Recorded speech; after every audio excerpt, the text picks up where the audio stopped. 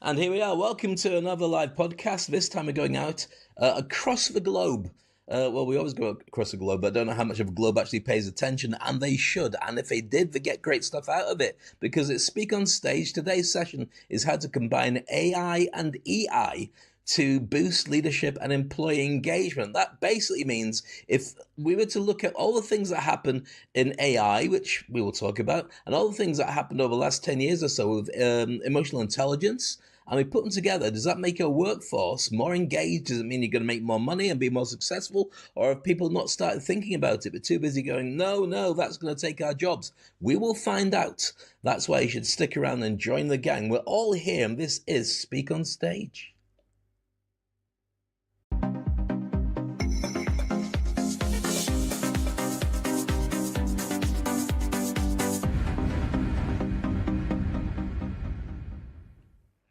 And there we go. We're scheduled to start in a minute, but I reckon we should just go live now and take the extra 60 seconds to just enjoy ourselves. We're joined by Debbie Gray and my wife Aziza Crane. And the subject today should be rather juicy. We talk about AI all the time because it's a really good way to get people interested in conversations. But even if we don't talk about it, AI sometimes comes up anyway. And everyone's got it somehow in their head, but I don't know how much people are going to engage that subject and be transparent about it, because I think lots of people have challenges when it comes to EI anyway. But before we start anyway, hello to you, Debbie. How are you today? I am very well, thanks, Dave. How are you? And how are you, Aziza? Aziza, over to you. I'm good, thank you. Been quite a week. Just been doing that project I told you about. It's really different. That makes great radio, by the way. That project I told you about off air, and it's been different. Everyone, no. It was actually on air. Let me see if I remember this correctly. Where you challenged yourself and you took the role to interpret a funnel for a German company. Is that the one? That's the one. Woo! How about that? That was the one. I can't believe I did it. So the last review will be this Monday. So we'll see whether I will do more international languages or just stick to English. Congratulations. Well done. You took the challenge and you've obviously been very successful because you've got to the finishing line. Thank you. We're all very proud of you. How about you? Me? Yeah. This week, very few challenges, just adjusting to being home alone, empty nester, and looking forward to exciting adventures that lie ahead. And hello, Joanne, that's joined us and is listening in.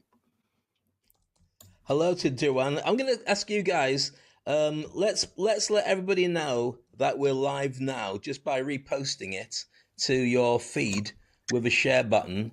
And then let's see how many people are going to come out to play and join us. It might just be the four of us chatting, which is more than fine for me. We'll give it an hour and see how it goes from there. But we may be so pleasantly surprised because the different time of doing it on a Friday, especially 5 o'clock UK time on a Friday, means people are kind of letting their hair down and saying, okay, yeah, I'm still around, but I'm kind of ready for the weekend. And so I'm looking forward to see what that will translate into. And for 8 o'clock on a Friday in the UAE, I'm not sure whether there's people who are just going, shush, we're talking work and I want to talk work, I want to party. Or they're going, you know what, I'd rather listen to somebody else working at this time because I'm extending it and making my weekend last longer. So Joanne, Rita and Rosemary have joined us in the audience. Ladies, what we're doing at this moment in time, I'll go through the rules of engagement, by the way, in a few moments, is if you can press the share button on your device and let everyone know that we're live. What we'll end up with is maybe a dozen or so people, maybe more, maybe less, in the group. And then we can get the conversation being quite lively. If we leave it to other people arriving because they go, ooh, shiny, they'll all start with the conversation after we've finished all those conversations and pretend it was really important that they get that bit in. Whereas if we get them in now, then it means the conversation grows. It does make sense to me. I don't know if it makes sense to Debbie. You know what I'm talking about. Aziza, Joanne, you know what I'm talking about. So if you can just share with everybody that we're going live, and then once we've done that, we can get everybody into the group, and then we'll start talking about this big subject, which I think is a huge subject, and I'm really surprised I've not seen it come up more on people's LinkedIns and in their Instagrams and so on. Because I think it's one of those things that if people don't address it, they're missing a major trick. Good to see Stephen joining us as well. We'll contribute tons with that as well. So if everyone can just share to their feed in LinkedIn that we're live now, and then hopefully we'll have a lot of lovely people coming out to play.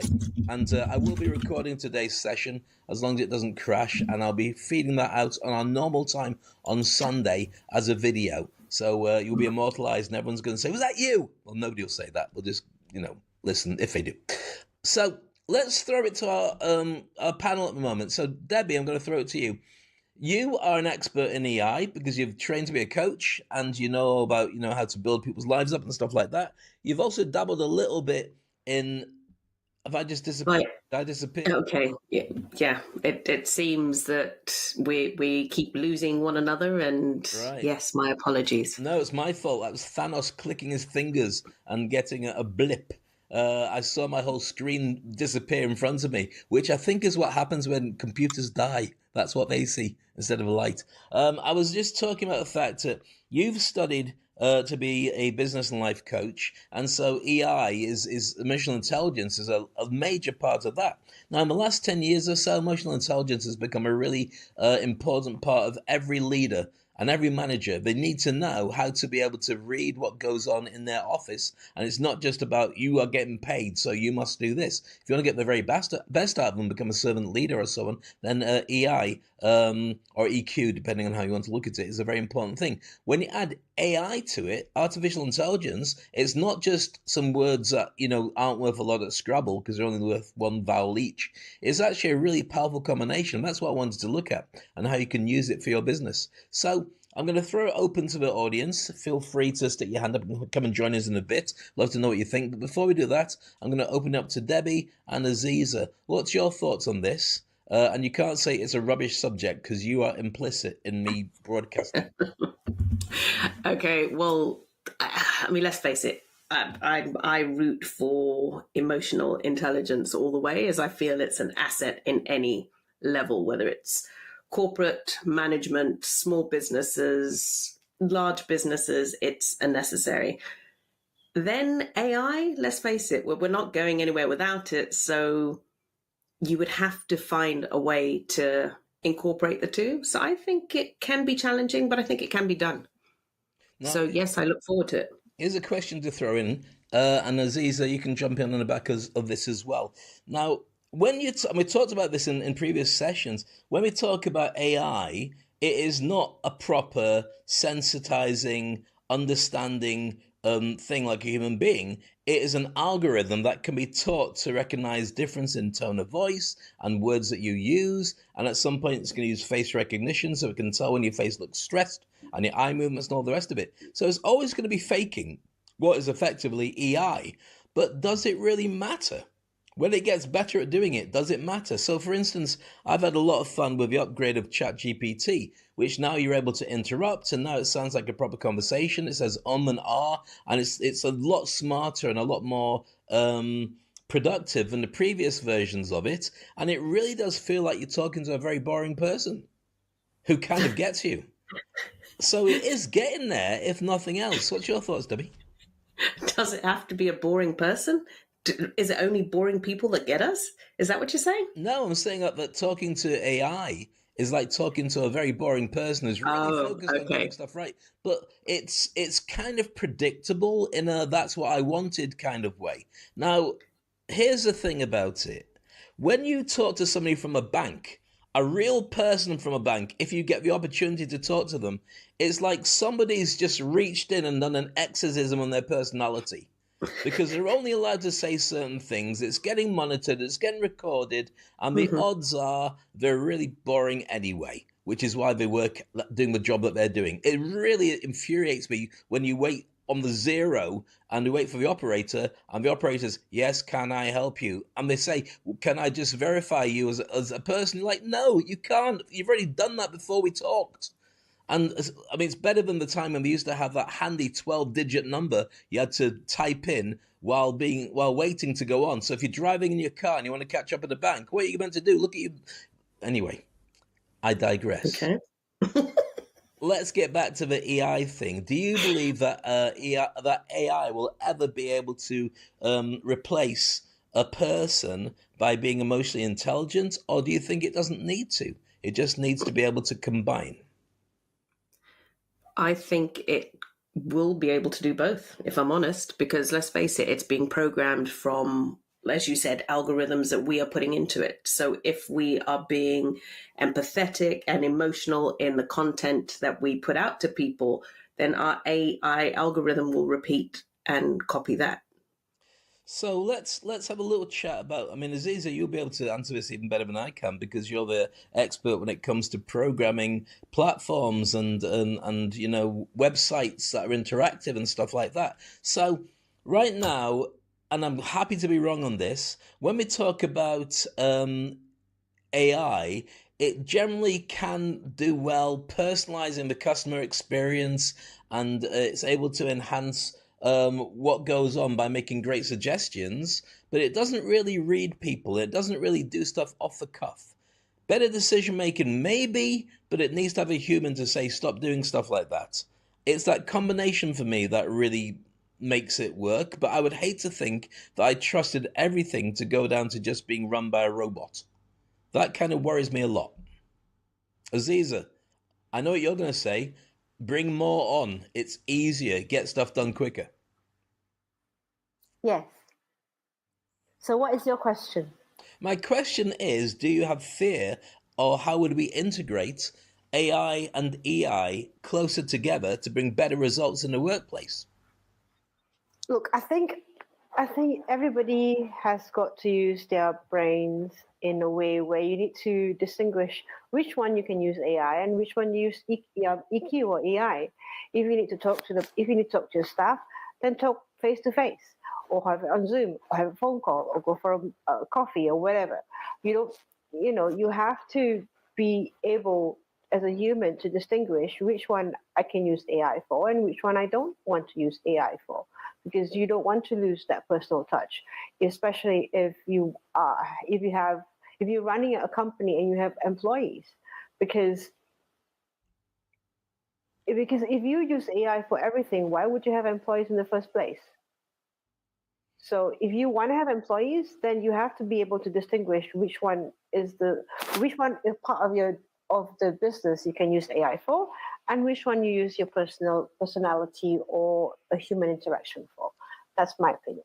Okay, I'm gonna move that on a little bit because you kind of touched on an area that I find fascinating. So you've got a human who's running the company. It's their company, and they're an entrepreneur. They're a one-man band or a one-woman, one-person band, and they want to extend it to having some outsourced people. So we jump onto Fiverr. They add a few more people to do specific tasks, but we don't have to worry about their insurance. They don't have to worry about having an office space. They just basically jump onto ClickUp or Slack or something and keep them all going. To keep tabs on everybody, it's probably going to be easier to have a second in command that is an app or or some kind of online. Supposing you got Slack or ClickUp and it was a bit more intelligent, so it was able to run through a task by asking questions and keeping in touch with every single one of your team to make sure that you go from A to Z in the amount of time that's been allocated.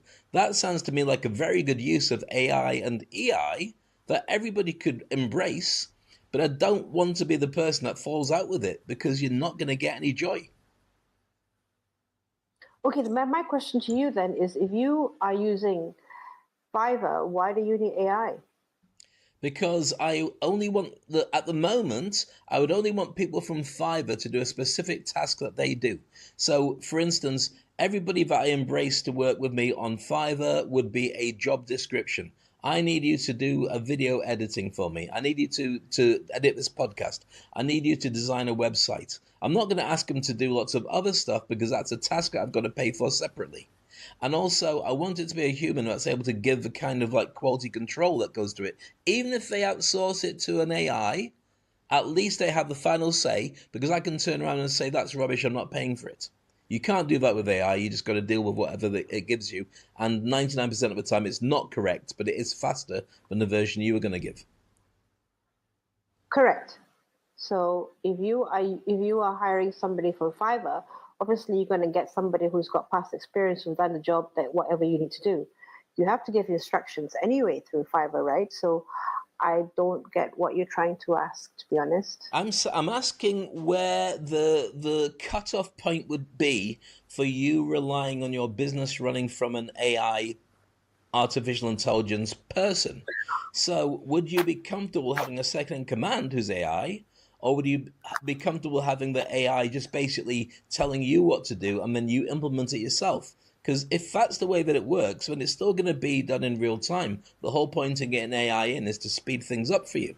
So where does cutoff point come? And also, do you trust it to have emotional intelligence to be able to liaise with people without them thinking, I hate working for this guy, he's horrible, he's really rude, or he doesn't get me, or he takes off and I mean, it's not even that. It's an uncanny valley thing where you can tell when it's not real. Even now, you can tell when you're reading an article from somebody it was written by ChatGPT because it's too perfect and too bland at the same time.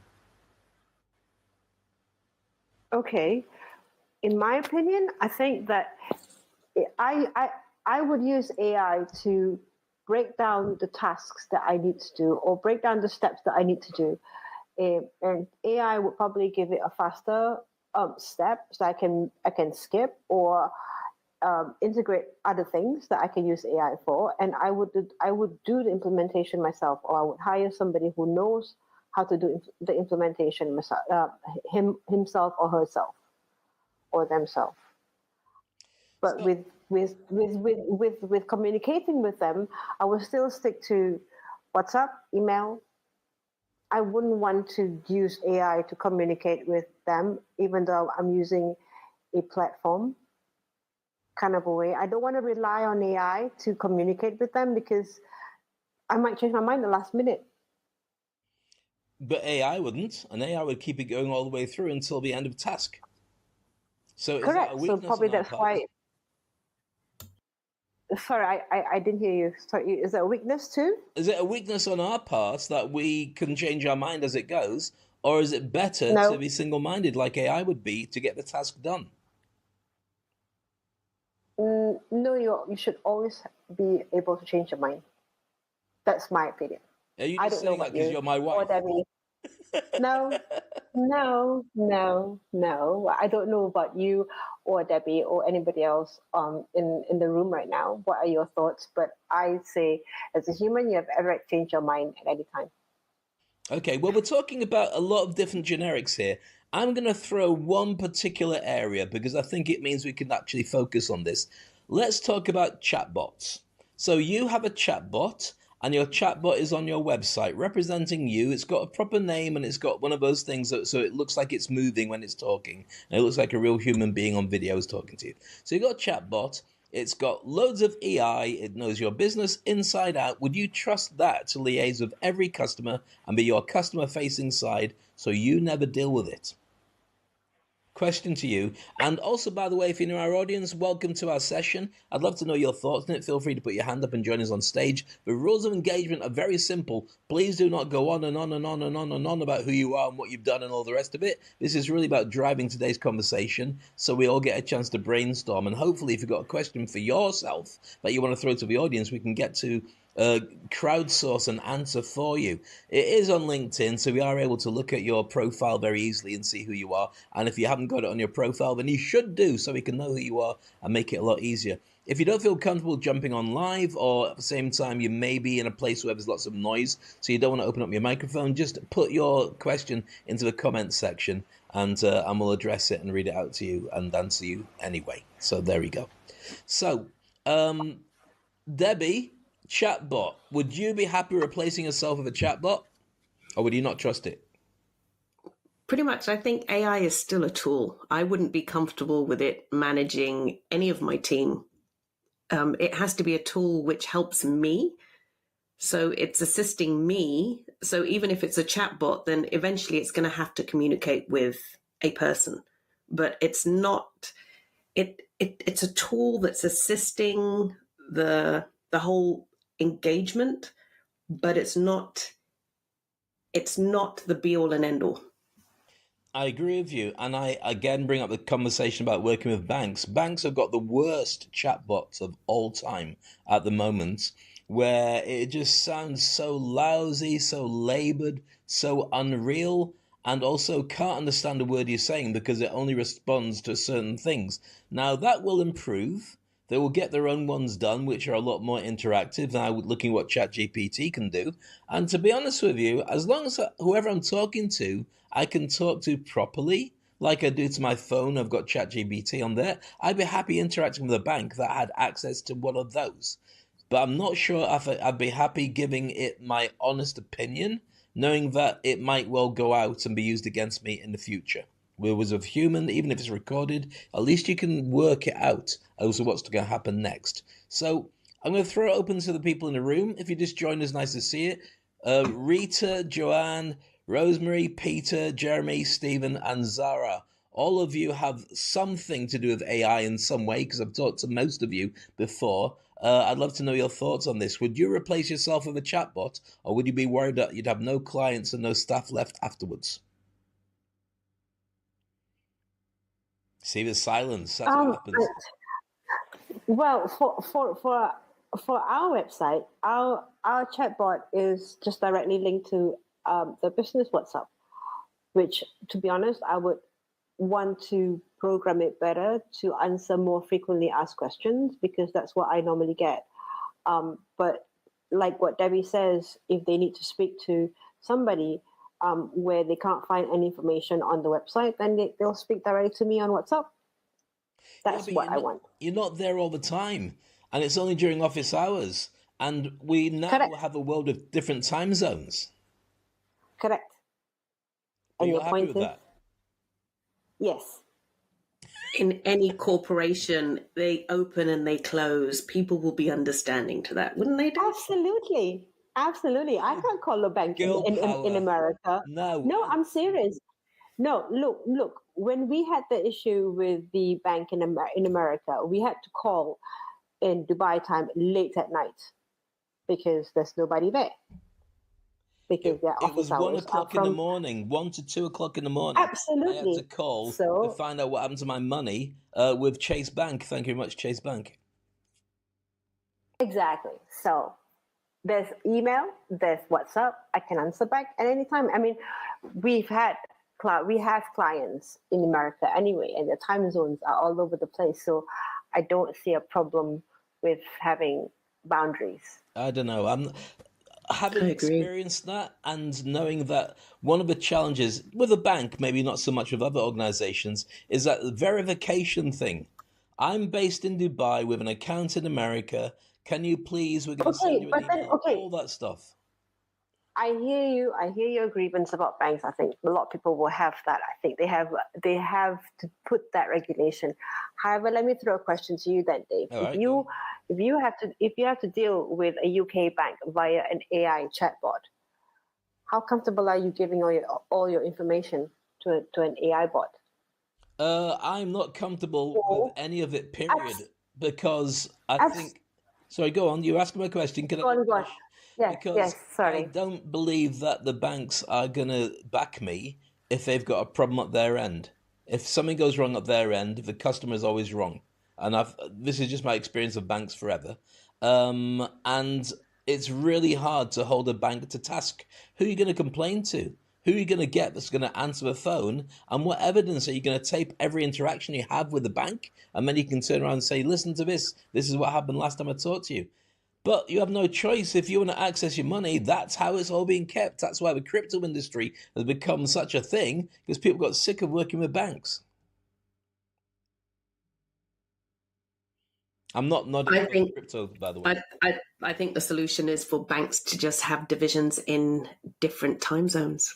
But yeah, not to give it to AI to trust your world to when anything can be hacked. Okay, so if we didn't talk about banks, but we talked about something else, let's just talk about let's talk about coaching. Let's talk about having the pandemic unleashed at least 2 billion people who've got mental health issues, who probably had many of them had before, but then you start realizing that you do have them, myself included. I didn't realize how many things were challenging for me until it all came to a head after 2 years of not really working as a speaker. And so who do you need to talk to?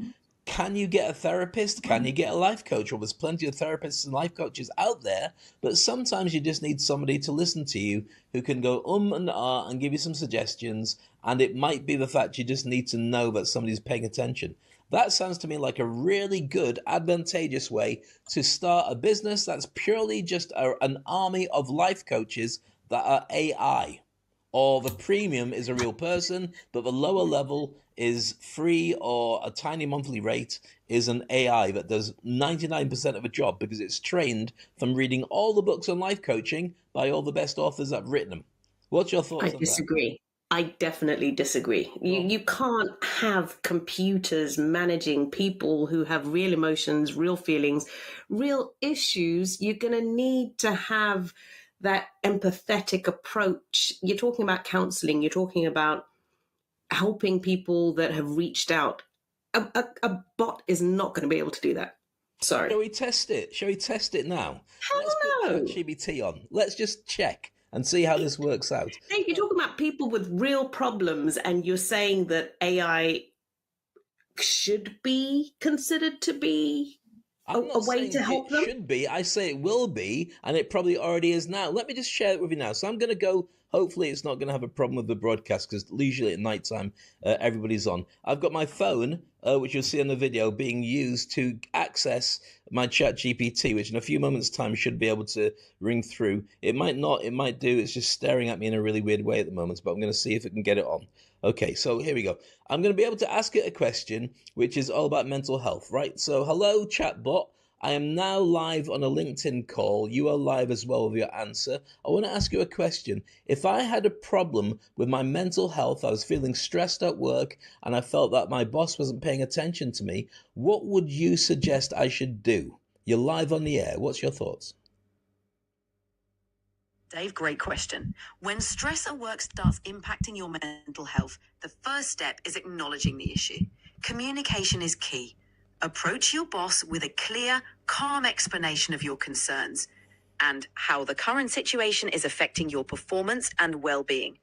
Suggest practical solutions, like adjusting your workload or flexible hours. Also, don't underestimate the power of self-care and professional support. Speaking to a counselor or therapist can provide valuable strategies to manage stress. Stop. I want to ask you a question. What if I can't afford a therapist? No worries, Dave. If therapy isn't financially feasible, look for support in other areas. Many communities offer free or low-cost counselling services. You could also explore employee assistance programs if available. Okay. Another option is... What if I want to wear there's red hats and nothing- people won't let me? Well, if wearing a red hat is your thing and it's not hurting anyone, then go for it. Expressing yourself through your style is important. Right, I'm going to If stop it others have there. any- Right. So that proves my point. I don't know how loud that was, but could you hear it okay? No, could hear Okay. it fine, but I think that proves my point. There was no empathy. There was nothing real about it. There's nothing relatable. Nobody could actually pour their heart out and say, you know what, I really need your help, because you've given a robotic answer that is not relatable. And no, I don't see it happening. Not I mean, possibly in the way future, but not now. We still need human touch. I don't agree with you, Debbie. I think at the moment, before anybody would, like, before ChatGPT was on, if somebody has a mental issue, the first thing to do is Google, and that's what Google gives the answer. That's exactly what Google says. Yeah, but so that's somebody searching and looking for help. This is a way of something communicating with them, as though they are giving them advice. It's a completely different scenario. It's not searching. It's not aiding. Yeah, but The answers- have you ever worked with a rubbish life coach or a rubbish therapist where you come out of it and just go, I feel worse off than I was beforehand, or even I felt like the entire time I was giving them therapy rather than them looking after me? I have. I think we all have. I have. But I am. I still don't see that AI at this. I don't see it as a replacement for that human touch, because No, you're going to it's- need that engagement. It's not meant to be a replacement. I think it's meant to be as a first step. If somebody is, to be honest, in my opinion, if somebody is having really a mental breakdown, they don't want to talk to anybody in the first place. They probably will shut down. And I think if they have their own personal AI bot, then they are comfortable with just talking to that at the very first step, and then ask appropriate questions where I think that the AI can just guide them and encourage the person to go, right, you really now need to go see somebody, a therapist, and here's the one nearest to where you are at the moment. Obviously, that's not the answer you get from what we listen to, what Dave has just played, but, chat's getting better at every second. So I think it will be better. It definitely will be better. And I'm just waiting for the day that it's not meant to replace somebody as a therapist, but it's meant to as a stepping stone to encourage this person to go, right, you have to see somebody. You have to go talk to somebody and have this thing sorted out. I agree with Aziza, but I also think it will be there to replace the therapist. I don't think it's going to be. I'll tell you why. Look at the difference between healthcare before and after the pandemic. Before the pandemic, you had to go down to your doctor and say, my leg's fallen off. And the doctor says, sit in the waiting room and I'll come and talk to you later on. When the pandemic was on, it was much easier to see a doctor because you'd jump on Zoom and they would be able to ask you questions, check what was going on. And a little bit further on down the line, in places like Sweden, they didn't even bother going into a clinic. They're able to do a diagnosis of about maybe 70% of what they need to do just online, and then you could have the medicine shipped to you straight away. So the idea of updating it and teching it is already in place. I'm going to throw a question to you. I'm going to throw it to the people in the audience. Can we just do a quick survey of everybody in the audience? If you would be happy, and there's 12 people in the audience, if you'd be happy talking to an AI chatbot, if you needed immediate help as a therapist, then give us a thumbs up. Just checking with everybody now. There's a button for a thumbs up. There's one. Let's just see from a survey. One person says 2 people are happy to do it. Everyone else is either not finding the button or not caring about it. Okay, let's reset it. If you would be unhappy using an AI chatbot as a life coach, if it was specific and trained to be a life coach and had certificates saying it's studied everything that you need to know, if you would not be happy with it, then stick your thumb up and say not happy. Thumbs up for that. Is one person. Everybody else is either not joining in or they're not real. We've got bots in the room. Okay, just to check, resetting the room completely. If everybody else in the room can respond but hasn't responded yet, just to give me a thumbs up, let me know that you're still there. You just decided it wasn't a yes and it wasn't a no. Okay, so there's thumbs coming through. We just haven't decided to do stuff. Now, Sheikh is deciding to join us on stage. I'm going to bring you up, Sheikh. Please remember that we're sticking on subject here. Let me know what you want to chat about relating to this particular subject. How are you, Sheikh? You have to unmute yourself, bottom right-hand corner of your device, depending on your device. Hello. Still very quiet, unless you're a bot, in which case I would explain everything.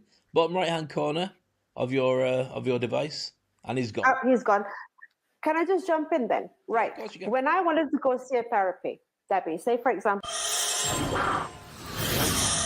in 3 months, and I'm like, but this is emergency. I need to speak to somebody. How? I'm dying right now. Why can't I go to AI and help me calm down and think better and clarity? Let me tell you about my experience with this really rubbish therapist. I went there. I was really having a hard time. First thing she did, she called my name wrong. She called me by my father's name. Hi, Aziz. Tell me what's wrong. And I'm like, really? This is the way you talk to me? You don't have a warm approach. You have no EQ at all. You say you're a therapist. So I just shut down. I literally walked out. I can talk to AI. What's my name? Hi, Aziz. Blah, blah, blah, blah, blah. Why wouldn't I? More than happy to talk to a bot to accept that. I guess it also goes down to personal preference. I mean, in the odd event that there is no therapist out there and available immediately, then I guess we'll use whatever resources we have. But let's hope that it doesn't get to a point where we have to rely on bots to help us in our mental health. Well, I mean, you remember years and years Dave, ago? can I jump in with a view here? Yeah, just give me 2 seconds to finish this off, Stephen, Sorry. and we'll go to you. So years ago, when people were stuck in snow on the Alps and in mountains, they'd send a St. Bernard with some brandy in a little barrel under its chin to find you and hopefully give you a drink and cuddle up to you until help could come. So that's effectively what we're talking about with this AI opportunity. We're not saying it's the be-all and end-all, but we are saying that it does fill a gap. All right, Stephen, over to you. What's your thoughts on this? I think your question invited a yes or no answer, where it's actually probably more of a gradient, because there's 2 variables in the equation to put into the mix. The first is there are people already that are using bots for their own mental health Mhm. and have been doing so for at least 50 years. And that's men that use plastic blow-up dolls and women that use vibrators. It works for a number of people. Wait, hold up. Hang on, let me just finish the analogy with the second variable. Okay. The second variable is that AI is evolving almost weekly. Last week before, we had a new version of ChatGPT was released.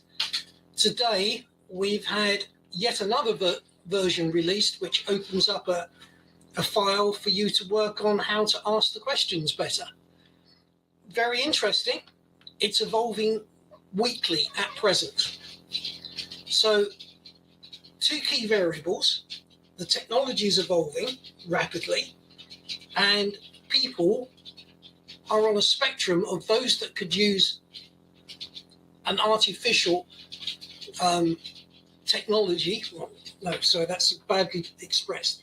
Can use an artificial source of help, in this case technology, and then the technology is evolving. So we've got 2 variables. Therefore, it's not a yes or no answer. We've got some people that a technology like this will help today, and in a year's time, 2 years' time, there will be a lot more people. Additionally, as it becomes more accepted practice to use technologies as an aid, there will be more people using it. Some will like it, some will hate it, some will be ambivalent. And that will change over time. So, Dave, I think you asked the question in a way that invited the yes or no response from Debbie. Whereas the reality is it's actually far more of a variable answer.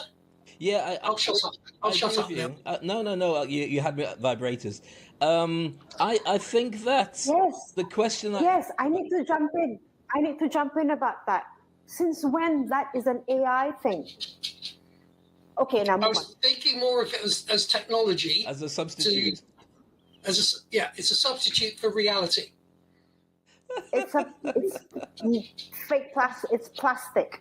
Welcome to Happy Hour, ladies and gentlemen. We've gone There down we a slightly go. different tangent than we did before.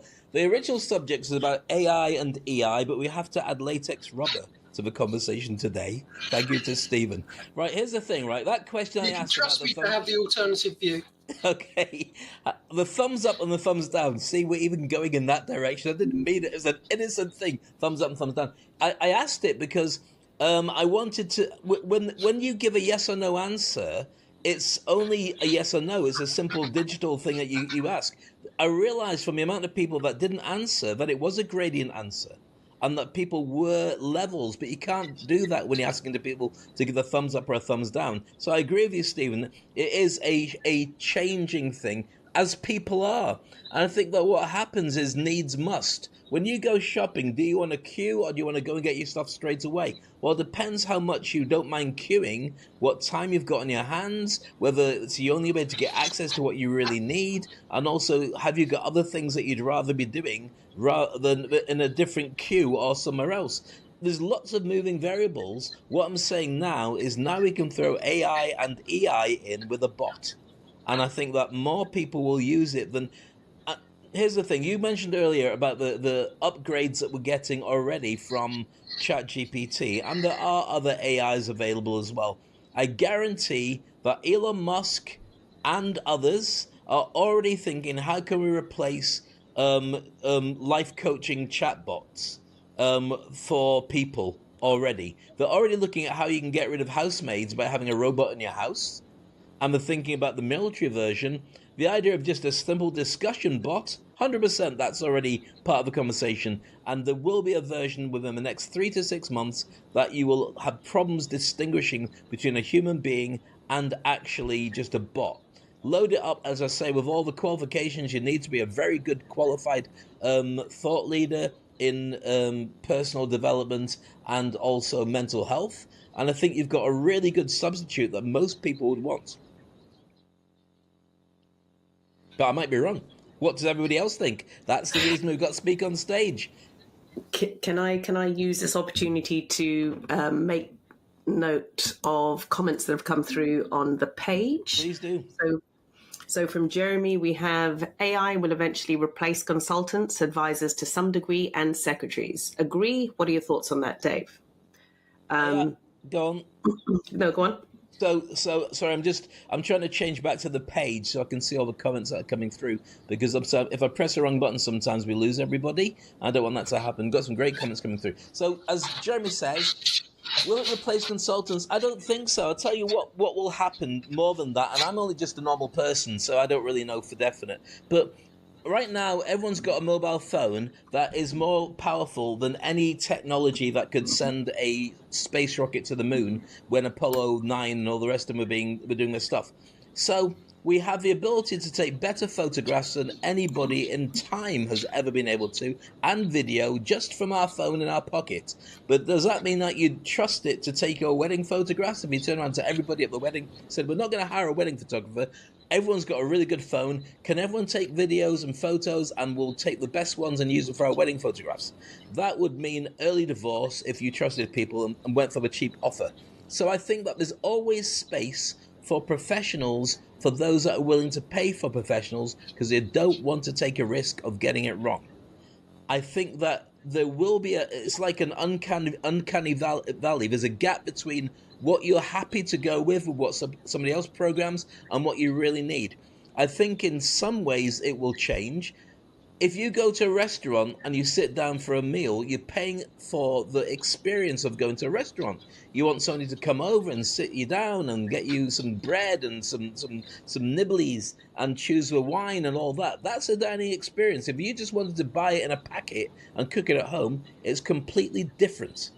So I think that there's space for everybody. I don't think that consulting will be replaced, but I do think there will be a cheap option. And I think it's a really good thing for that to happen, because it means that then other people get access to things that they would only normally have if they had a big budget. Thoughts on that around the panel? Okay, brilliant. Let me just go on to the next one, and then so I can move off this page. The next one is from Joanne, saying that she loves this conversation. Thanks, Joanne. She's currently listening as she's got somebody with her. She's coaching. So it's a conceptual answer from the robot you just did. It's not subjective. I wouldn't feel seen or heard. It's a blanket answer. Good points from the bot, but it's surface level. The right questions are needed. That's coaching. I like what Deb said. Yeah. Okay, I probably got that mixed all over the place, but thanks, Joanne. Thanks, Jeremy. What Deb was saying there, which is very true, which is it's got an algorithm which it's responding to.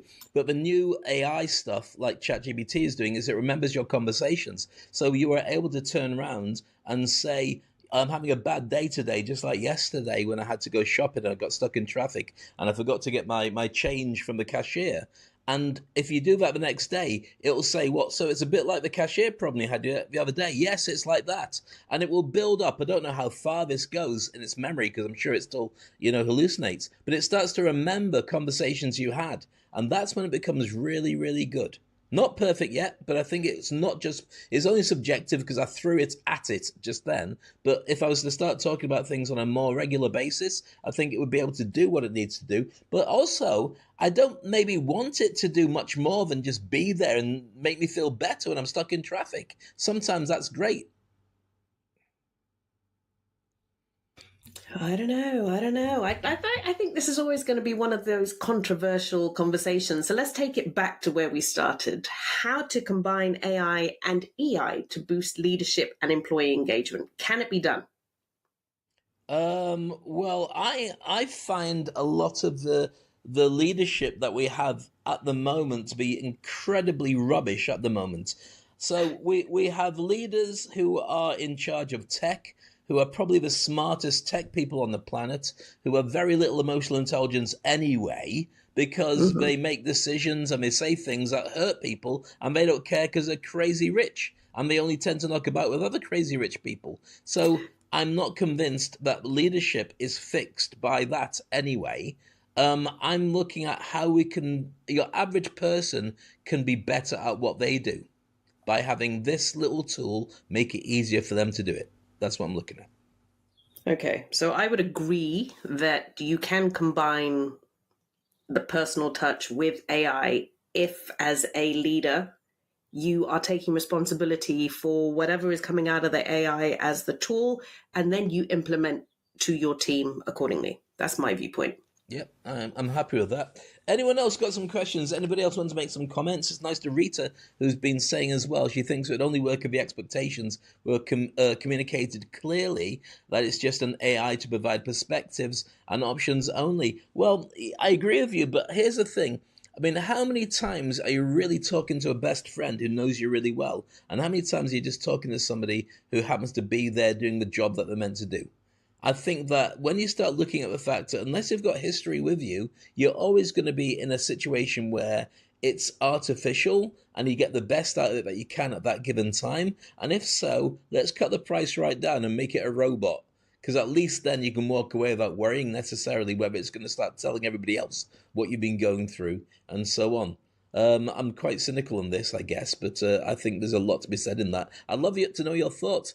If you don't want to join us on stage and you don't want to say anything, then please feel free to type it in. We will go through every single thing that you put in the comment section because I think it's a really important way of understanding. Now, Sheikh has said he wants to come back on stage again. I don't know if he's going to be able to. We'll give him the benefit of the doubt. Sheikh, if you are on stage. Hi. There you go. All right. How you doing, my friend? Can you hear me? Right. Hi, can you hear me? I can hear you now. Over to you. Okay. Thank you, Dev. Hi, guys. Yeah. This is Sheikh Mohammed Luman here. Okay, go on. So I've been hearing you guys in this discussion. I'm having ideas. Everybody has their own perspective about the AI and reservation and thoughts about it, which is good. It's okay. As Dev said lastly, that it's all about the regulation and the leadership. Where you live, how serious the leadership of the country is. Like we live in Dubai, and Dubai is a hub for the capitals. The people are coming over here. The United Nations event, the leadership was in States, and they met Elon Musk and the other leaders of the States regarding the AI.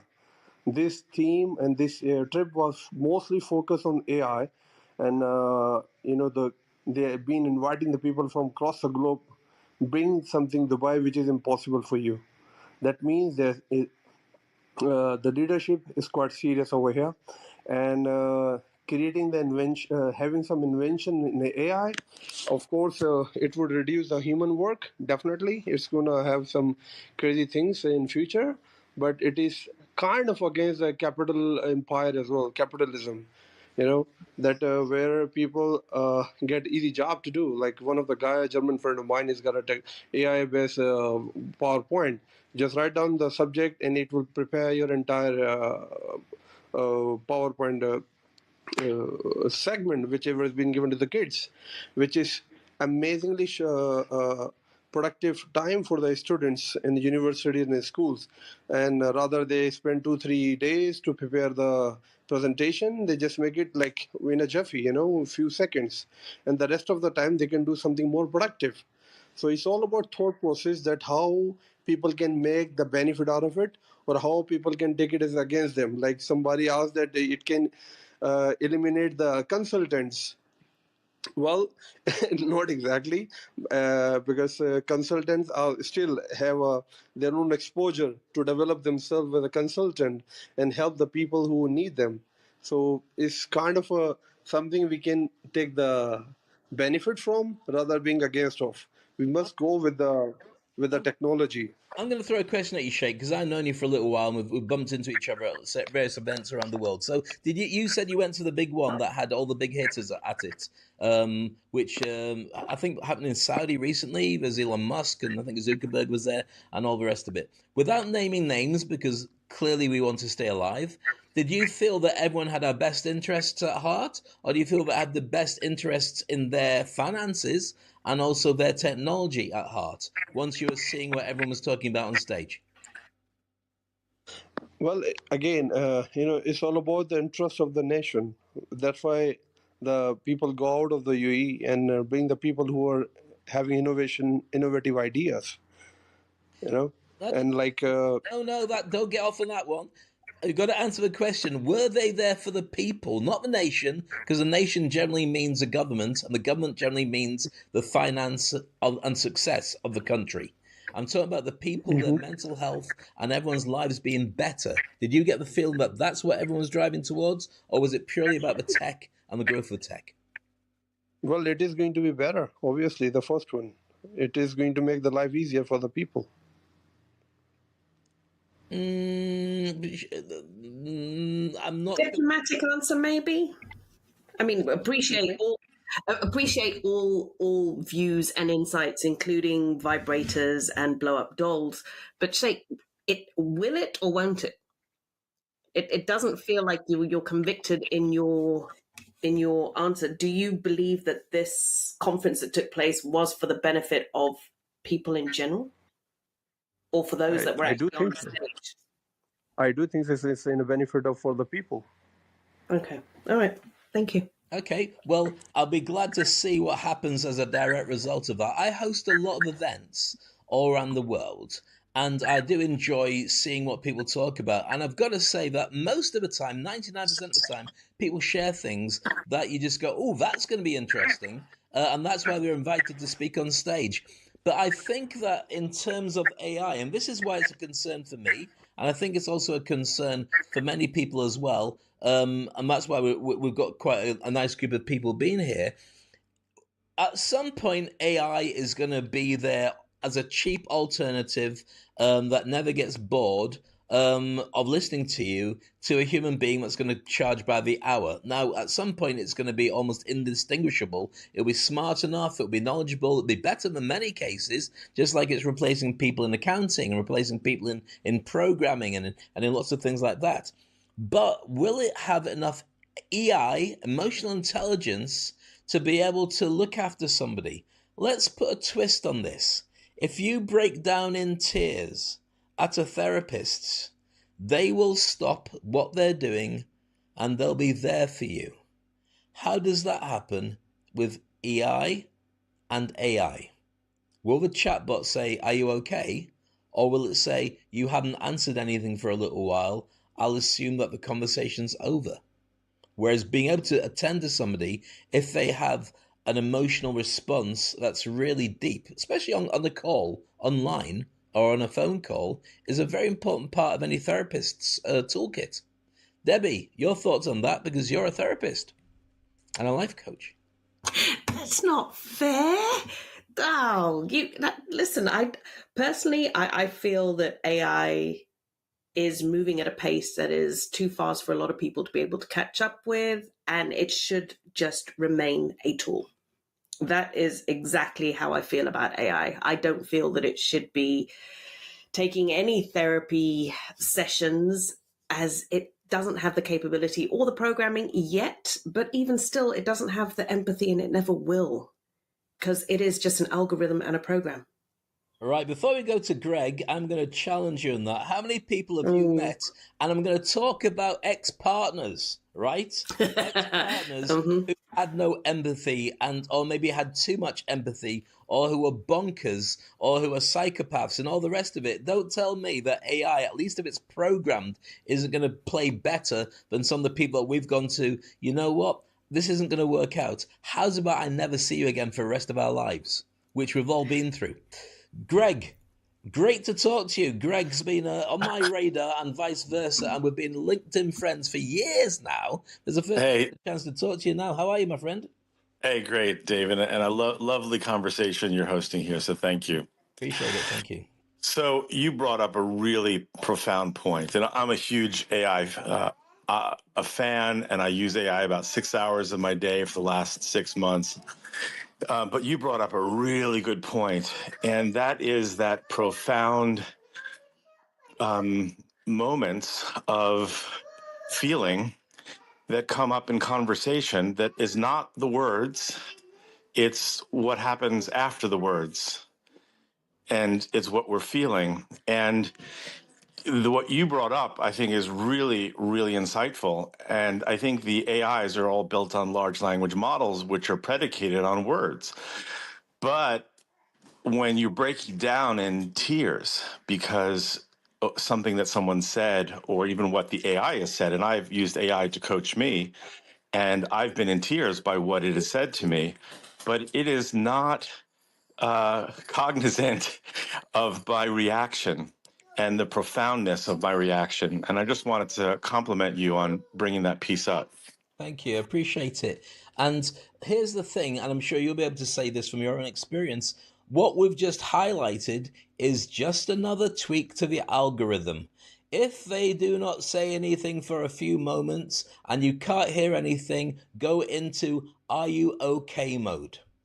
And let me check in on you. Are you going quiet because you've got nothing to say? Have I said something that offended you? Or would you like me to go over it and take it from a different angle?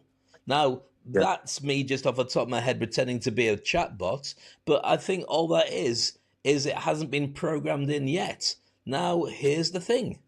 Why is it not being programmed in yet? Because possibly the people that program it don't give a monkeys about stuff like that. It's not on their radar, and so why should they ever do it? Well, I think it's not that. I think it's the data.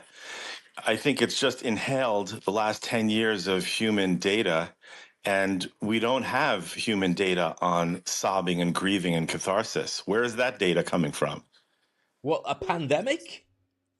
Well, no, the moments of sobbing, grieving, and catharsis is not captured in the digital world, is what I'm saying. So how could they build algorithms on it unless in the near future those moments of sobbing, grieving, and catharsis, for example, is somehow captured by the digital world?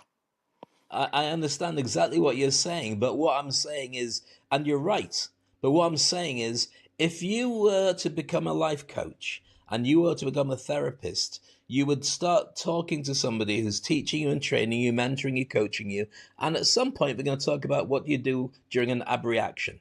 So, for instance, as a hypnotherapist and a stage hypnotist, one of the first things I asked about is if somebody goes into hypnosis and I couldn't bring them out, how do you deal with that? And what you do is you put your hand on their shoulder and you say, I know you're really enjoying this right now and you're going very deep, but I'm not going to let you go this deep again in the future. So I'm going to count from 1 to 5. And on count of 5, you're going to come right out of this and open your eyes again. Otherwise, I'll never let you go into this deeper trance again.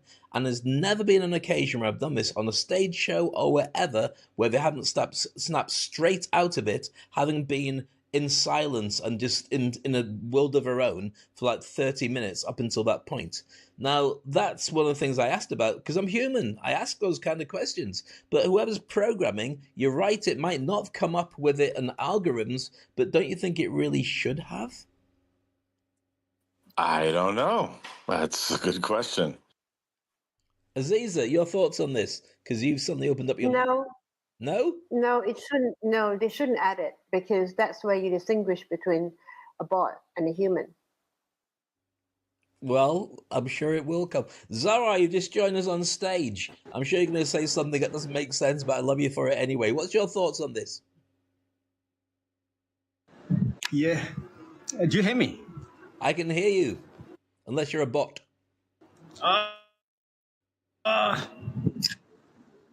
See. Wow, I'm glad I At got the mic. the end of the day, Mm-hmm. thank you, Dave, for putting me up on stage. Aziz,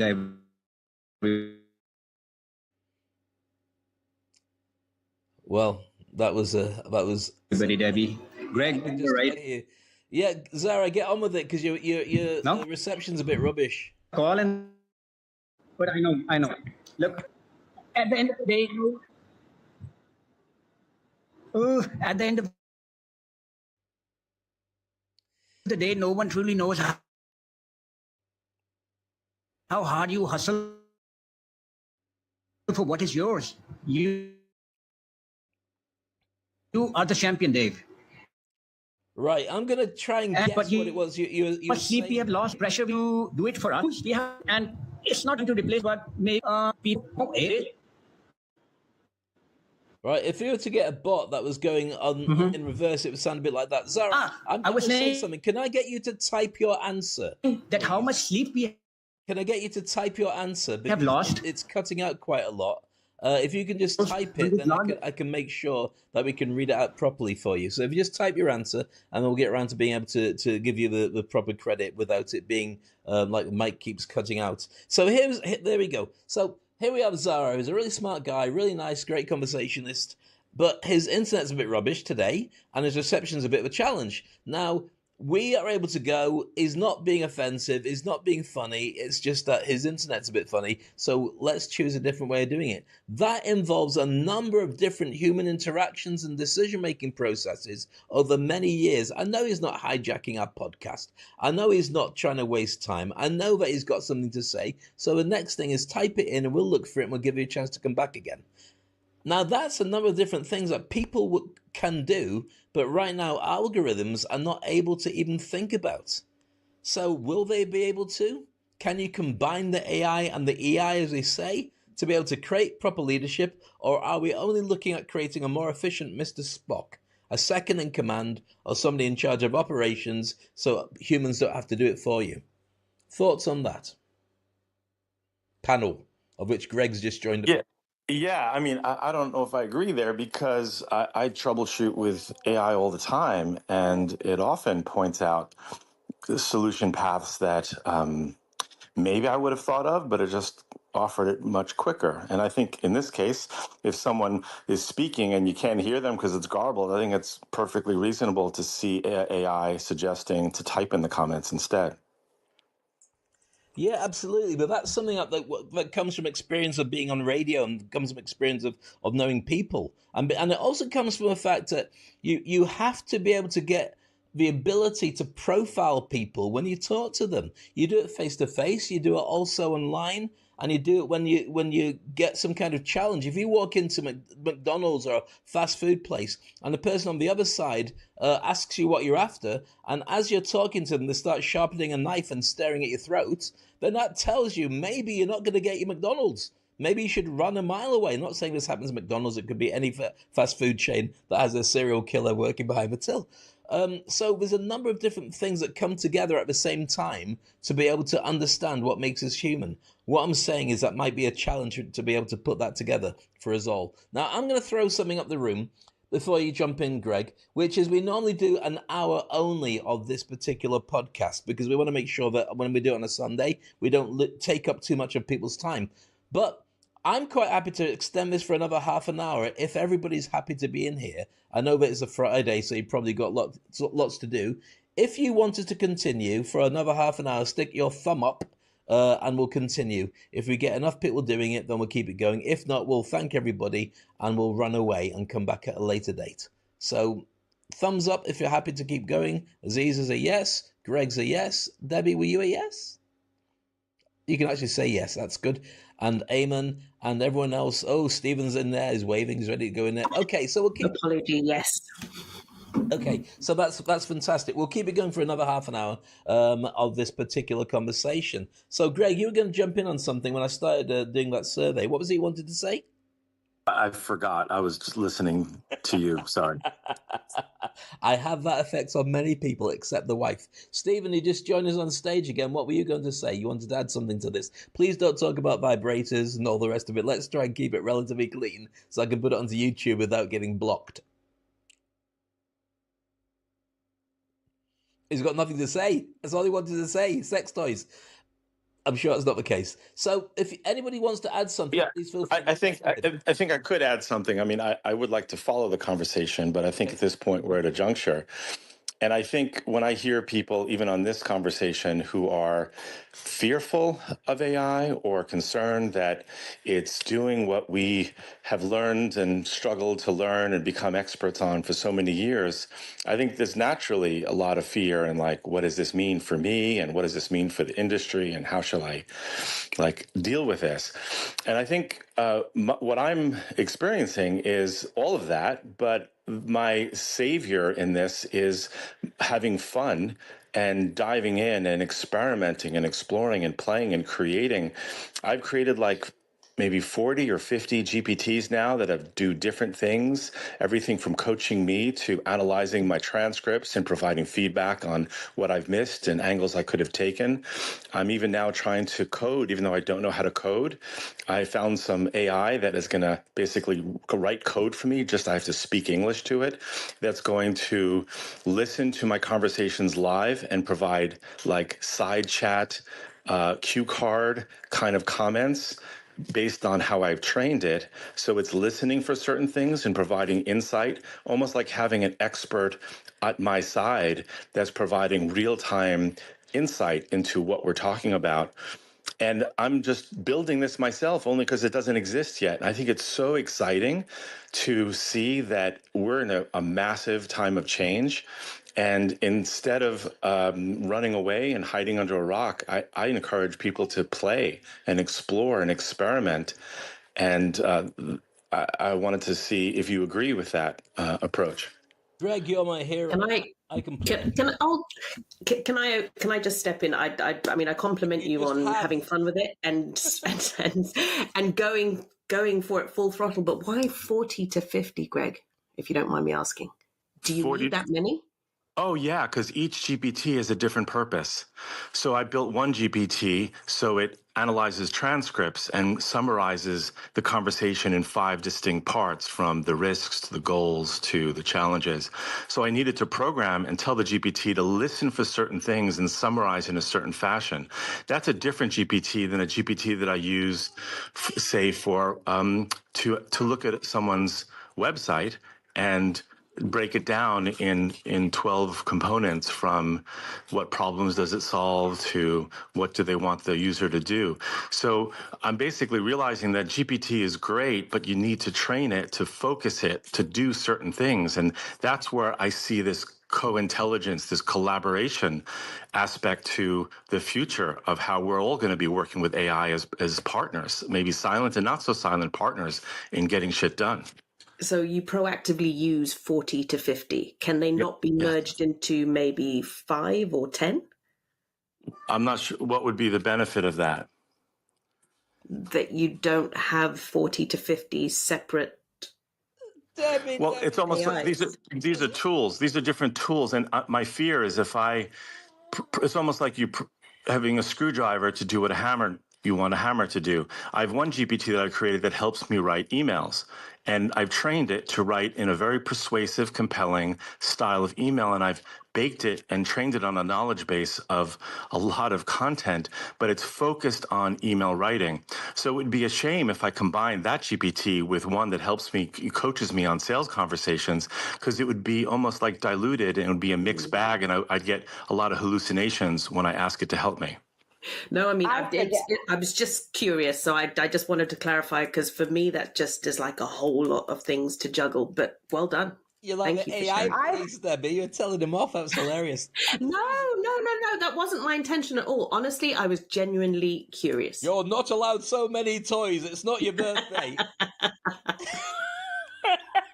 No, it was just Well, curiosity. Well, I think it's brilliant. I think it's a great idea to have 42 like different GPTs to do different things. It's like you have a company and you hire this person to do just email writing, or this person to just do this and this person to just do that, and not overwhelm the person and overwhelm the staff. I think it's a brilliant idea. Well done. Well, thank you.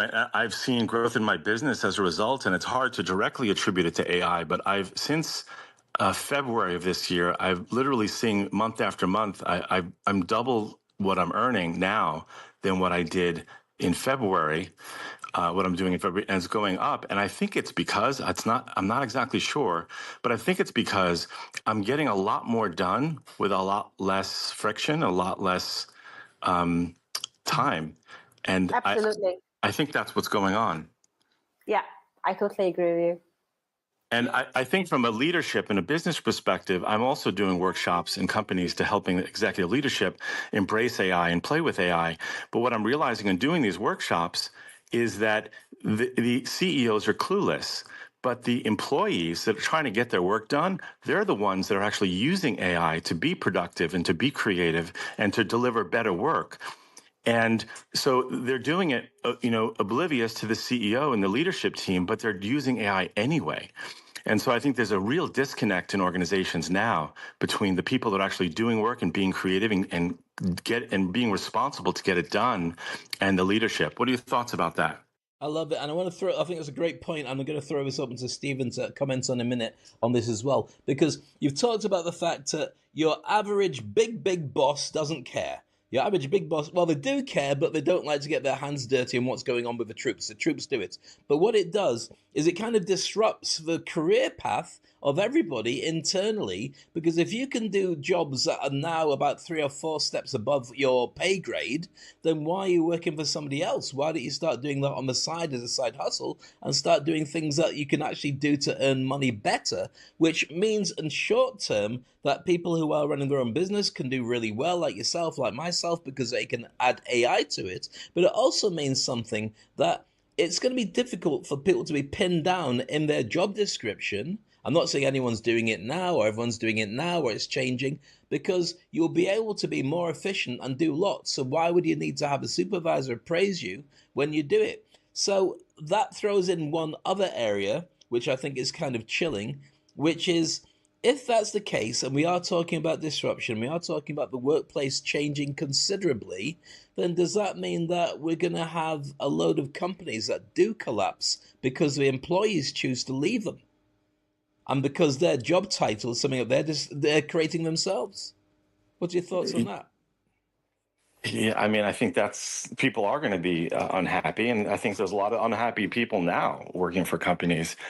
But I also see a doomsday scenario that if CEO leadership really gets AI, they get the power of AI, they could actually inhale every single email that has been sent by, say, a team of 20 people over the past year, and then ask the AIs to basically replicate that job, look at the outputs, analyze everything they've said, everything they produced, analyze their strategies, their approaches, their perspectives, come up with essentially with a summary of what that person's value was to do.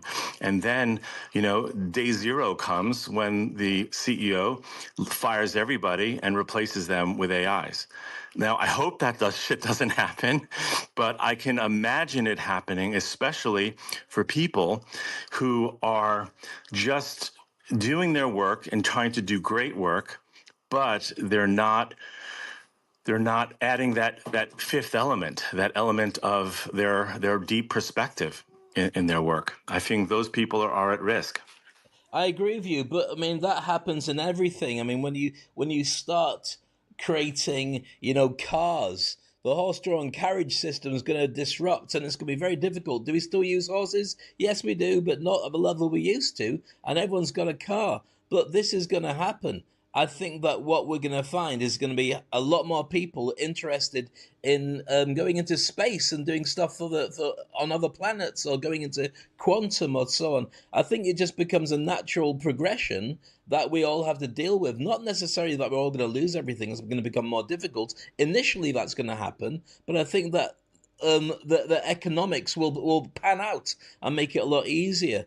I'm going to just quickly go to a couple of the comments that have been made here to make sure that everybody gets the feeling that we are paying attention. And feel free to add comments to it, by the way. Abu Sadiq has said that blending AI capabilities with emotional intelligence allows leaders to enhance employee engagement and motivation. AI provides data-driven insights into employees' sentiments and performance, while AI fosters empathy and understanding. I completely agree with that. In fact, I'm just going to check very quickly and scan it. It says this combination helps leaders tailor communication, support development, and address concerns proactively. And as a result, employees feel valued and heard, leading to a positive workplace culture. By recognizing individual contributions and promoting open dialogue, organizations empower their teams to thrive, ultimately driving productivity and resilience in the face of challenges. Was that you or a bot that put that, Abu Sadiq? I'm sure it's you anyway, because you're a very smart person. But I also think that if it wasn't you, I know it was, I'm not disrespecting you, then it was a great answer. And I think that is part of the point, because you can get great answers without having to do too much. And maybe that's what we should be looking at to make things move faster without being so scared about what their end results could be. Now, Stephen, you've been on stage for a little while. It's not like you to be quiet. So is there anything you want to add to this contribution? Because I know that you specialize in AI. In fact, we all kind of do nowadays. But you will have a unique perspective in the disruption that goes into the workforce and organizations when AI gets more integrated. He's not saying anything for now. Okay, well, I'm sure he'll jump on stage when he wants to be able to do that. I'm going to throw it at Greg, then I'm going to throw it as well at Debbie and Aziza. And if anybody else wants to make some comments, I know that Rita's said some things with respect to whether AI should be used to give direction and manage resource tasks. I don't think humans would feel fulfilled by taking direction from AI that would lack human feelings and human relationships, which is innately very important to people. Before you say anything, Greg, the reason I left my jobs and I've worked for myself and my wife for the last 30 years is because most of the people I had as bosses were, excuse me saying, idiots. And they had a lack of emotional intelligence and a lack of interest, or just not very good at what they do. So, yeah, that might be true for AI, but at least it's my choice. Greg, over to you. Yeah, well, Dave, just frame that question one more time. I just want to make sure because there's lots of saying that it was Rita Fenari was just saying that if you were taking answers and direction from an AI, you would rebel against it. And I'm saying that I rebelled against it anyway, because I didn't like taking answers from idiots. But yeah, no, we've all had idiot bosses for sure. But I think the nature of intelligence is that it does not seek control and it does not seek domination. And I think people do. People seek to control and people seek to dominate. So, and the shitty bosses that I've had, and I'm sure you've had too, they're just awful. My interactions with AI, I don't sense any need to control, or I see just an abundance of ideation and possibilities. And it's up to me to sift through all of that and to decide, to take a perspective, to take a choice, to make a choice, and to be responsible, take responsibility for the choices that I make as a human, as a person. So I don't see the conflict there. I don't think anyone will be in the near future put in a position where they have to obey their overlord unless they're driving a Tesla and the Tesla's driving. Yeah, but that's another conversation, and we start going down that particular route. Here's the thing. We haven't been in that position yet, Greg. But who's to say that we haven't got that on the horizon? Let's take, for instance, and I don't want to point out certain richest people on the planet who might have their own social media platform, but if that person decided that he wanted to lean in a little bit further, we already know what happened with Cambridge Analytica, and the data that was used for Facebook was used to make elections happen. It's not that far from that, and that was humans doing it. That was before AI really got into its swing. If you are then able to use AI to get people to do anything you want, which, let's face it, it's not that difficult if you're running a social media platform, You could influence people, you can scare people, you can get people paranoid, you can get people to pay money. It's already happening with hackers. Yeah, no, that's 100% happening now. So I think that we're already at that stage now. We haven't had a country that's crashed or a company that's crashed as a result. But I have no doubt there's lots of people who've lost their savings because an algorithm or a bot hacked their phone, hacked their accounts, got all their details, and shifted their money. Yeah. So what's your point, Dave? My point is, when we're talking about the fact that you made a point which was very valid. I don't think it's there to take over from us. I don't think it is there to take over from us. I think it's only there to do a job, but in the hands of the wrong people, it will do that job and take over.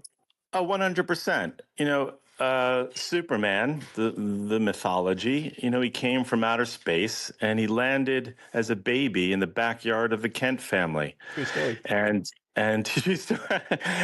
but could you imagine if Superman landed in the backyard of some nefarious son of a bitch? Of course, that's happening now. It's going to be used, and it is being used for bad things. But I guess my point is, so what? Technology and innovation has always been used throughout history for bad things and for good things. But I think, I'm very optimistic on this. I think the net is a general positive. People generally will use this intelligence for good. Like maybe 51%. You talk about the American elections. Let's not go there for a start. But we could be talking about, something as silly as the story of the three little pigs. One who built his house of straw, one built it in sticks, one built it on bricks. Or built it on sand. But the point is, when something like this comes along, some people will be protected and some people won't be protected. Right now, AI is being used in warfare, and 60 countries said we will never do it. But we've already got machine guns turrets on the top of these. Hey, so sorry, I disappeared. Go on, Debbie. You fill up. No. I was just trying to fill in, but we didn't actually catch what you were saying. Okay. Although I would like to say, whilst I've got the stats, and I'm a little bit concerned about the 49%, Dave. Greg, go on, Dave. Go on, then, Greg. Fill in the 49%. No, the 49% throughout history, absolutely. But don't be concerned, because if you compound day after day, year after year, that 1% or 2%, that's how we get now. We're 2024. People are living longer. People are dying less from disease. Technology has helped people, bridge gaps in health, and people are living better, generally speaking. Of course, there's bad things happening and shitty situations, but generally, I'd rather live now than in 1904, 1919. I was in the hospital last week with a bowel obstruction. I'm grateful for, just basic things like IV fluid to hydrate me. I don't think I would have survived 100 years ago. So I think, generally speaking, things have gotten so much better, and I think our minds, our amygdalas or whatever, just gravitate towards the negative so naturally, because that's how we stayed alive as a species. But I'm just so optimistic about the future. I agree with you in many ways, but I'll just throw in a slight sidebar on that. I remember a conversation I had with somebody. It was actually something I think we had in this podcast. If you had a time machine, how far back would you allow it to take you? And for most black people, it would be 1980.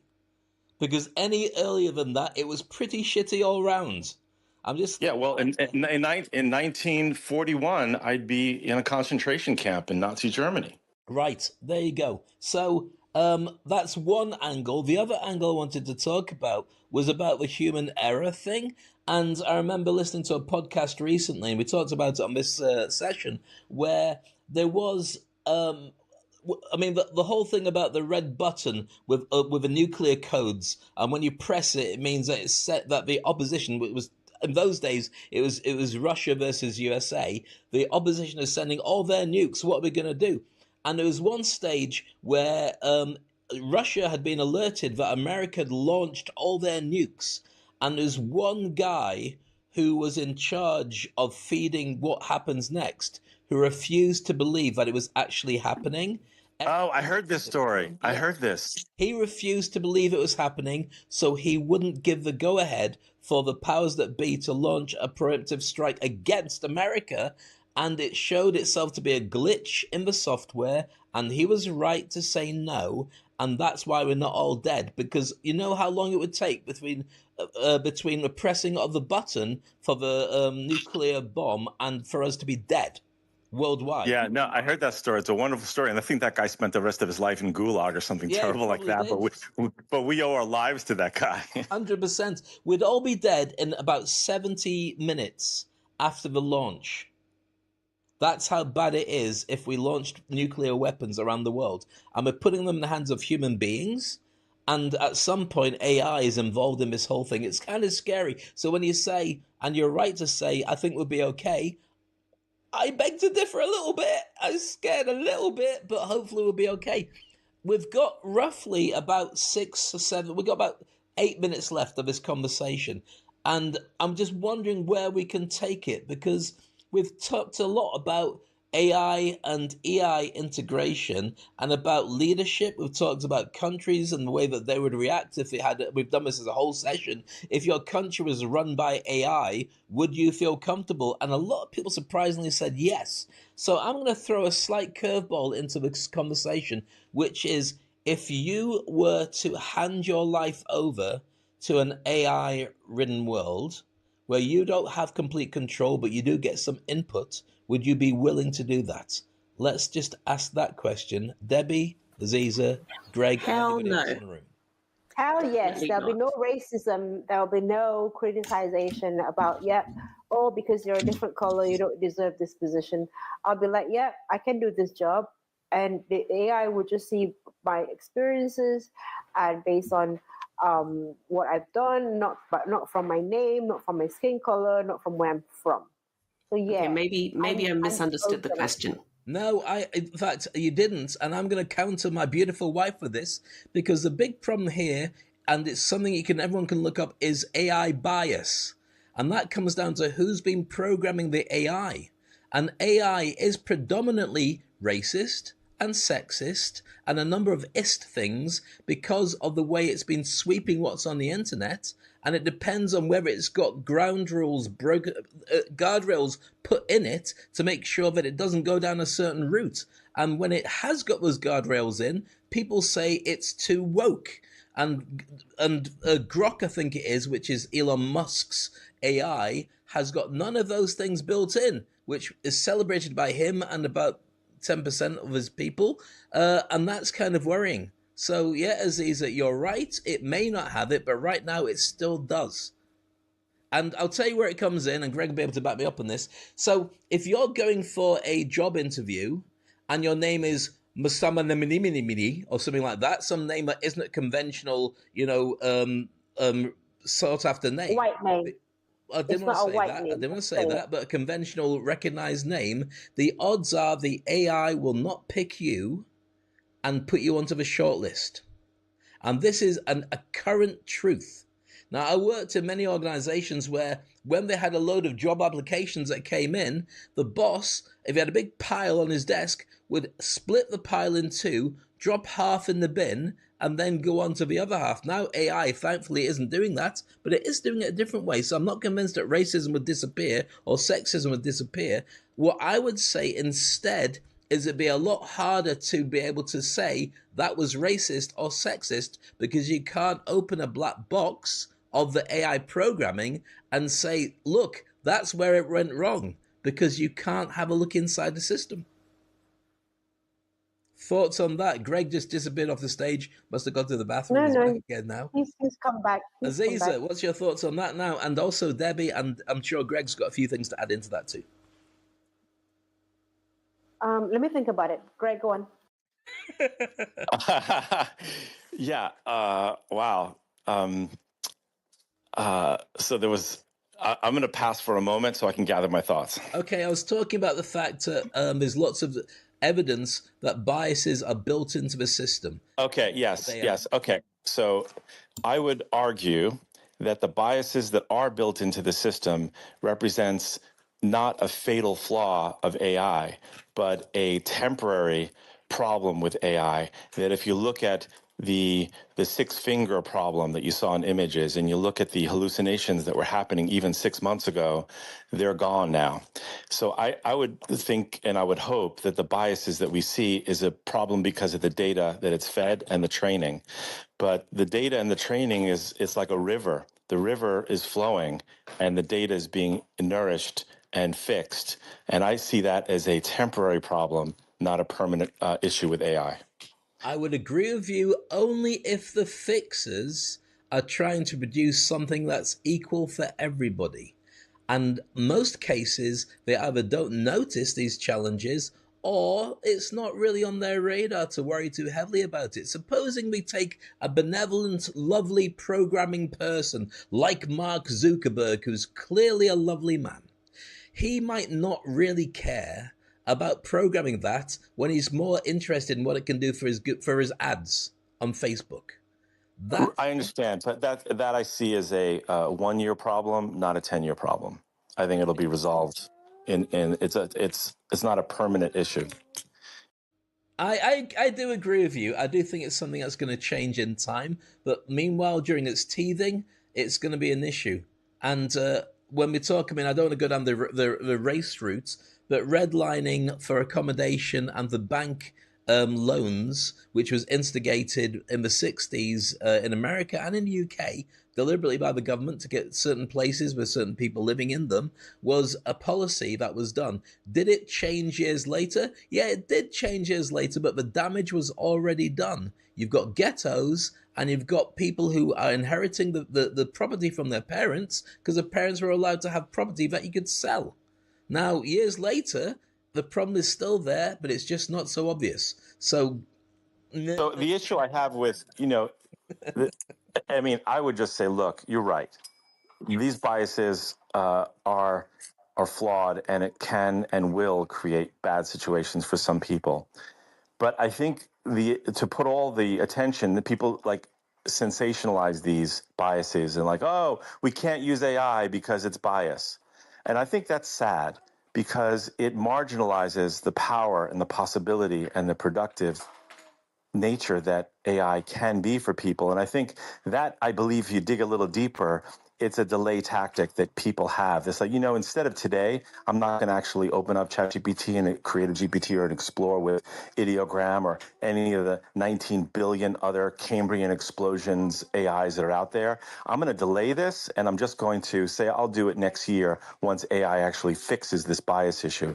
And I think that's a tragedy. And I think it's a trap that people fall into. What are your thoughts, Dave? 100% with you and got that, Greg. 100%. We should all embrace it. We should get stuck into it. We should change it and make it better. And we all have the right to turn around and say it's not my version. Or you can now start to program it to be a bit more like the version that you want, as you're clearly doing with the GPTs, and I'm doing as well. So I do agree with you, and I do embrace it. And then that leads into a whole new conversation about what the press is reporting and the way that we have people's consciousness about what AI does.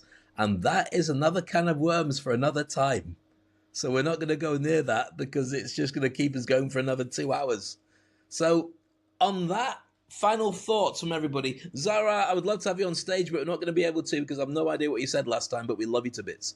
I want to say, Dave, you are a master choreographer for events like this. I want to thank you for hosting and leading this conversation. It was so much fun. Oh, you're a sweetheart for saying that. Thank you very much. And thank you for coming on, the voice of reason, and sharing some perspective. So I didn't feel I was going to get bullied by Debbie and Aziza, which I normally do get. So at least it was great to have you in my corner, if nothing else. And you can come back again. Aziza and Debbie, do you want to give a final thought on today's session before we put it all to bed?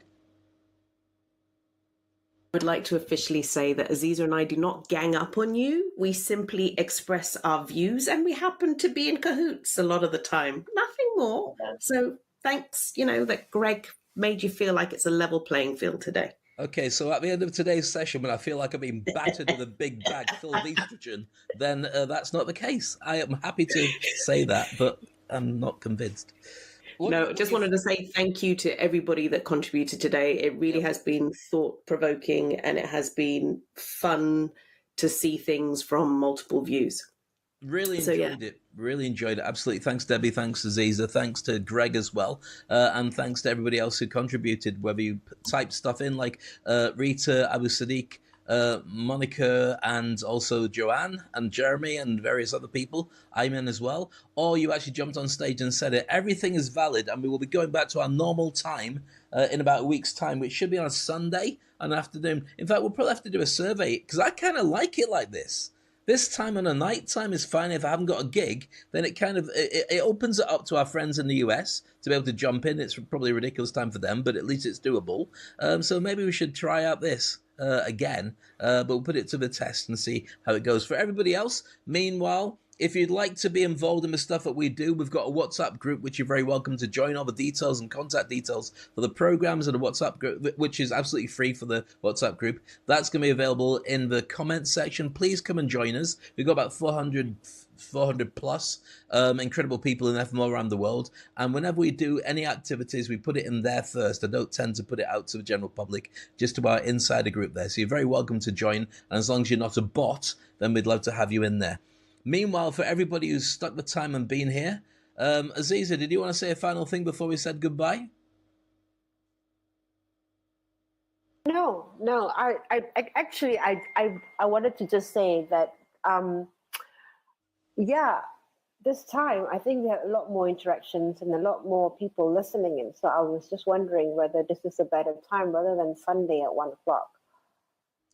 Well, I know that the final decision that gets made will be you as my wife as to when I'm allowed to go on the call. So we'll have that debate. We'll throw it up into the group as well. But I kind of like this. This felt refreshing. And as long as I've not got a gig on a Friday night, then I really did enjoy this conversation. And I felt it brought out the best of everybody. So we'll watch this space and we'll see when we're going to return to this in the future. I know that I've got GITEX coming up in 2 weeks' time, and that's going to lead to nighttime work. So I don't think I'll be able to join at 8 o'clock. But we'll see. Maybe long term we shift it.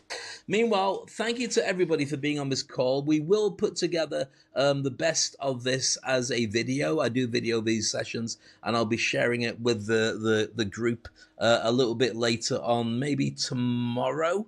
And so with that, thank you very much for coming out to play. It's been an honor and a pleasure, and I hope you got as much joy out of the answers as I got, which is kind of like, I don't know. I don't know if it's going to get better, but I do feel that as long as we've got some incredible people like this who are guiding from their own point of view and making us all go in the same direction, which is to make the world a better place, at least I have trust in humanity, which maybe I didn't have quite so much in before we start this podcast today. So I'm going to let you all go off and do what you need to do. Lots of love, lots of respect, and we'll catch you next time on Speak on Stage. Thank you, and bye-bye.